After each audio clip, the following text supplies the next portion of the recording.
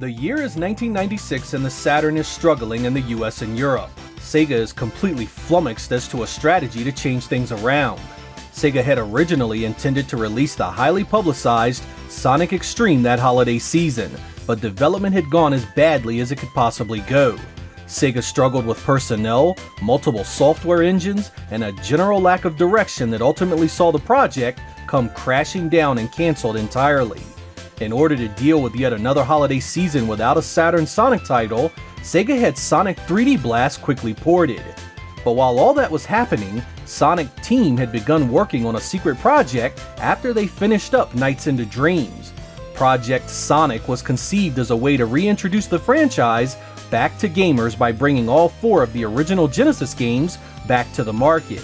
But Sonic Team had an ulterior motive as well. They also intended to create a prototype engine to show off exactly how things would work in 3D. The end result was Sonic Jam, a celebration of one of Sega's most iconic franchises. In this episode, we'll be taking a look at that, its features, and how it led up to the fan favorite Sonic Adventure only a year later.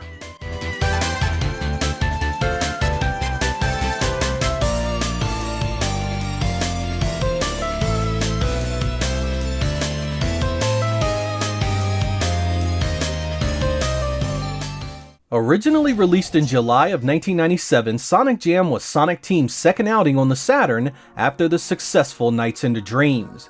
Despite being described as a compilation of the 16-bit Genesis releases, Sonic Jam is actually a lot more than that. The base game does indeed include the 4 original outings of Sonic, but there are also some pretty major revisions to each of them. First, there are now 3 different versions to choose from. Once your game is chosen, you are presented with the choice of playing normal, easy, and original. The easy mode is a highly modified version that sees most of the harder stages completely stripped away, boss encounters made much easier, and it provided more items to help the player during gameplay. Normal doesn't modify the stage count, but does change a few of the harder areas to be less difficult. Both of these new modes have numerous bug fixes to balance things out a tad bit as well. The original mode is basically an untouched recreation of the Genesis cartridge versions in all their glory. Sonic Jam also brings along the lock-on technology that was introduced in Sonic & Knuckles. You can play each game individually, or you can use the lock-on bonuses, such as Knuckles and Sonic 2. You also get a few other additions like being able to use the spin dash in the first Sonic, digital instruction manuals for each game, and various time attack and bonus stage modes to mess around with. Perhaps Sonic Jam's most interesting feature is its Sonic World mode. This is basically a glorified selection screen for the game's copious amounts of bonus content, but no less impressive. It in effect is our first real look at a Sonic game in 3D. While Sonic had showed up in a couple of other titles before this, here he was in his element doing the things you expected him to do. Aside from running around and completing a few mission-style objectives, you also have access to a load of additional media. You can watch commercials, listen to music, watch videos from Sonic CD, and there is more art than you can shake a stick at.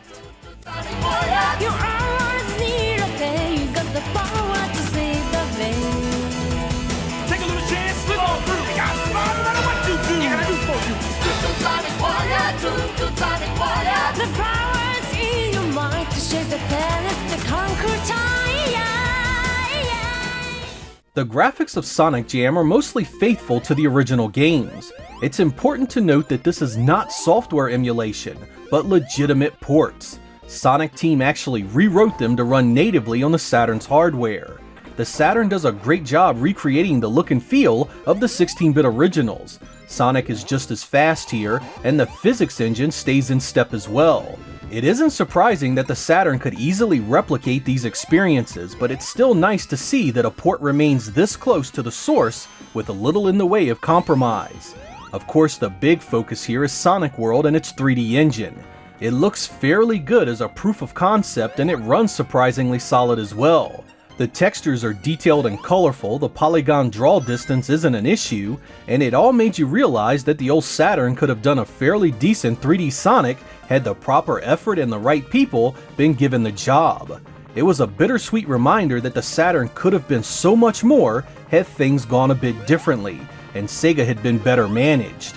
Overall, Sonic Jam gets the job done visually and manages not only to do the original games proud, but also shows off some of that 3D rendering power the Saturn was so often criticized for.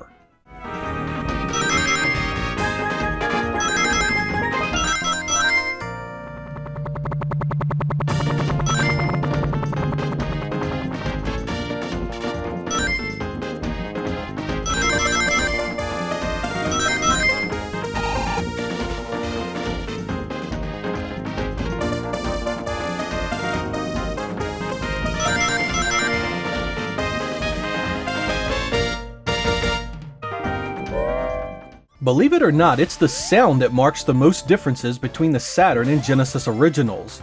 There is quite a bit of difference between the two machines' hardware in this regard, and that translated to a number of changes, inconsistencies, and absences. Some sound effects just sound different, some are missing entirely, and some of the music starts up late or gets cut off unexpectedly. It's nothing game-breaking, and only the diehards will really be able to pick it all apart, but it's interesting all the same.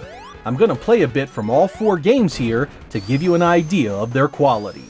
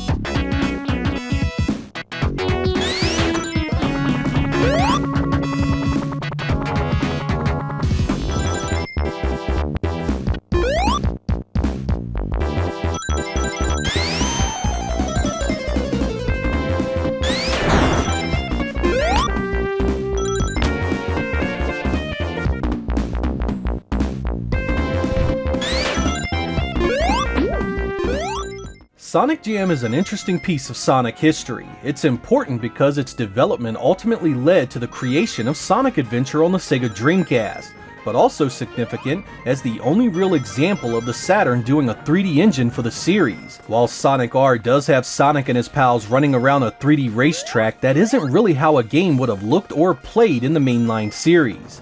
Sonic World really is as close as Sonic ever got on the Saturn to being a real product.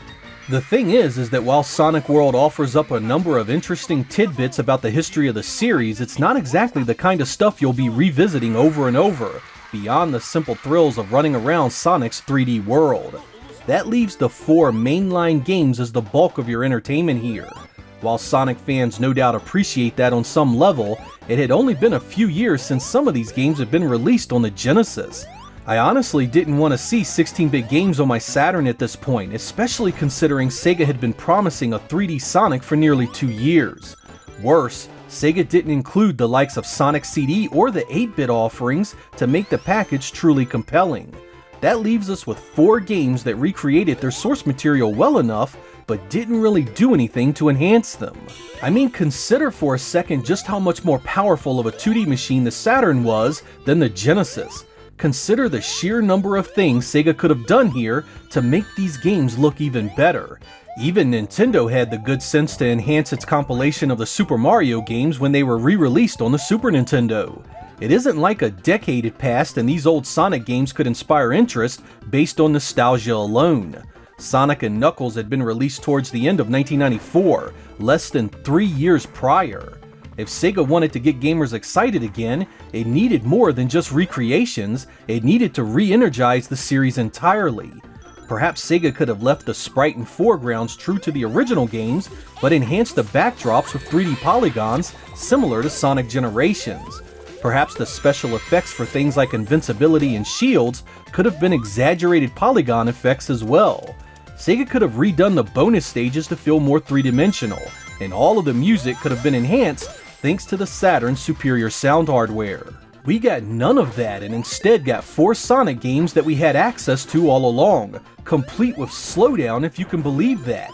This would have been fine had Sega delivered a 3D Sonic as promised the year before, but they didn't, so this felt like a half-assed attempt to recapture some of their mascots' former glory.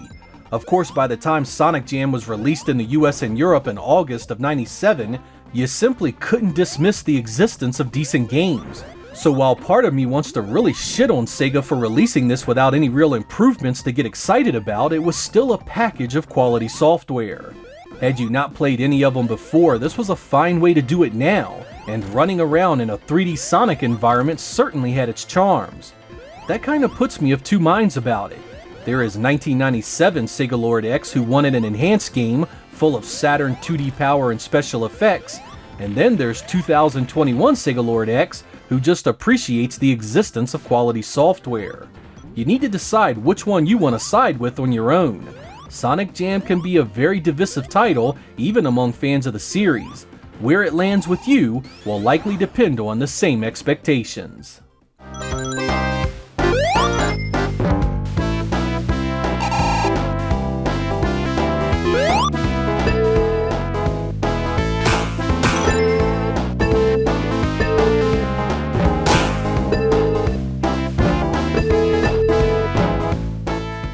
The verdict on old Sonic Jam here is quite complicated. The Sonic games are available on everything nowadays, so its appeal as a modern compilation is quite limited to many of us, particularly if you are a collector of Sega Genesis and Mega Drive wares as well. That pretty much means that Sonic World is the only real edition here that will appeal to many of you. But is it enough?